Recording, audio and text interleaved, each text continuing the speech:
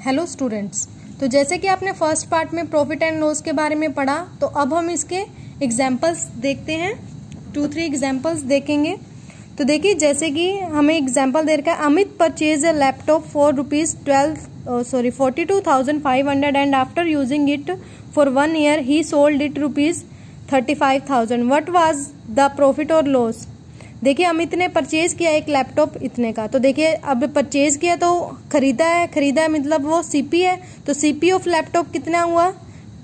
42,500 after using 1 year. 1 साल use करने के बाद उसने सोल्ड कर दिया, बेच दिया। कितने में बेचा? 35,000 में। तो बेचा है तो सेलिंग की है, तो सेलिंग प्राइस हुआ लैपटॉप का 35,000। तो हमें ये सीपी और एसपी हमें फाइंड करना आना चाहिए सबसे पहले। तो फिर देखिए, अब सीपी ज्यादा है या एसपी ज्यादा है। अब देखिए, अगर एसपी ज्यादा होता, यहाँ पे जैसे कि आपको पहले बताया गया था कि एसपी ज्यादा है सीपी से तो प्रॉफिट होता है, अगर सीपी ज्यादा है एसपी से तो लॉस होता है। तो इस टर्म में हमारा क्या हो रहा है, जो सीपी है वो एसपी से ज्यादा है, सीपी जो है एसपी से ज्यादा है, तो यहाँ पर हमें लॉस होगा। Here CP greater than SP, so there is a loss. तो लॉस होगा, तो लॉस हम कैसे फाइंड करते हैं? CP minus SP. तो हमारा लॉस आ जाएगा 7,500। तो जो लॉस हुआ लैपटॉप पे वो आ गया। फिर नेक्स्ट में देखिए क्या दे रखा है, cost price of A packet of balloon. एक पैकेट बलून का जो कॉस्ट प्राइस है, सीपी दे रखा है, एसपी दे रखा है, तो हमें profit earned on packet of balloon. तो प्रॉफिट तो हमें बताना है कि प्रॉफिट अगर अर्न किया तो कितना किया है। तो देखिए, सीपी दे रखा है, एसपी दे रखा है, तो एसपी ज्यादा है, इससे ग्रेटर है, तो SP is greater than CP, तो there is a profit. Profit निकालेंगे हम एसपी माइनस सीपी, एसपी में से सीपी लेस करके पॉइंट्स में आ जाएगा आंसर। तो देखिए, पॉइंट्स का आपको पता ही है, पॉइंट्स वाले जो पीछे वाली टर्म्स होती हैं पॉइंट्स की, उसको हम इकट्ठा नहीं बोलते, इसको बोलेंगे 92.25 माइनस 64.85। तो पॉइंट वाले में से पॉइंट वाले लेस करते हैं हम, बोरो वगैरह करके, जैसे भी होगा आप लेस कर देंगे उसको। फिर देखिए, नेक्स्ट हमें क्या दे रखा है, purchase Nitesh purchase school bag for ₹645। अब परचेज किया है मतलब सीपी दे रखा है हमें, Nitesh purchase a school bag. If the shopkeeper make a profit of 82, what was the cost price of school bag?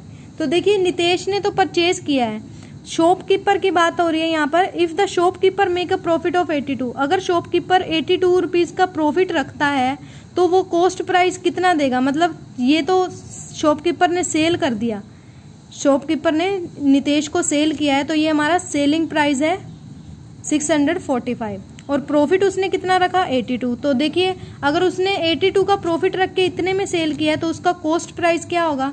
तो देखिए, अगर हमने प्रॉफिट की जो हमने इक्वेशन पढ़ी थी तो उसमें हमने पढ़ा था कि profit equal to SP minus CP होता है, और अगर हम यहाँ से सीपी निकालना है हमें, तो हम क्या करते हैं? एसपी माइनस प्रॉफिट करते हैं। तो सीपी निकालेंगे एसपी माइनस प्रॉफिट, या आप सीधा प्रॉफिट की इक्वेशन लिख सकते हैं एसपी माइनस सीपी। तो जो जो हमें दे रखा है, जैसे प्रॉफिट दे रखा है, फिर हमें एसपी भी दे रखा है और सीपी हम निकाल लेंगे। तो सीपी को हम इधर लाएंगे और ये वाला इधर ले जाएंगे, तो 645 में से 82 लेस कर देंगे, तो ये हमारा आ जाएगा एससीपी। तो ओके स्टूडेंट, तो इस अकॉर्डिंग आपने जो टर्म्स हैं प्रॉफिट एंड लॉस की वो अच्छे से करनी है, सीपी और एसपी आपने फाइंड करना है। तो देखिए, ये आपके 12th सम है।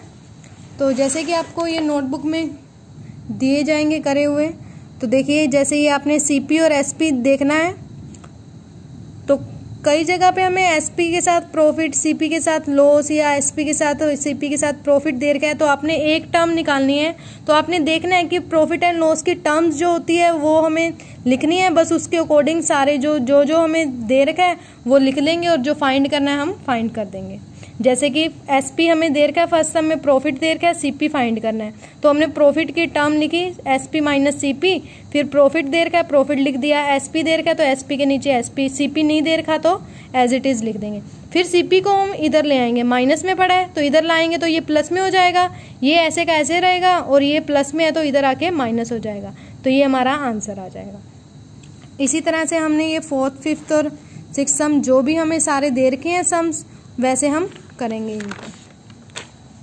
तो देखिए, इक्वेशंस में एक होता है कि हमें सोल्व करने होते हैं, जैसे हमारे सम है देखिए 9th सम है एक हमारा।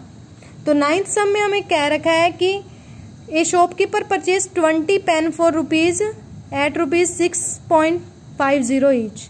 तो देखिए 6.50 ईच, एक पेन जो है वो 6.50 का लेता है, तो 20 पेन की हम कॉस्ट निकालेंगे। तो देखिए पॉइंट्स में आपको पता होना चाहिए कि जब भी हम पॉइंट हटाते हैं तो उसके पीछे जितने डिजिट होते हैं तो 1 के साथ उसके नीचे उतने डिजिट की 0 बना देते हैं। जैसे हमने यहाँ से पॉइंट हटाना है तो हम 1 लगा के 2 डिजिट है तो 2 0 पुट कर दिए, और 20 पेन की वैल्यू निकालनी है तो हम इसको एक पेन की वैल्यू को 20 से मल्टीप्लाई करेंगे। 0 से 0 कट हो गई, ये 0 से ये 0 कट हो गई, तो इसको 65 को 2 से मल्टीप्लाई कर देंगे।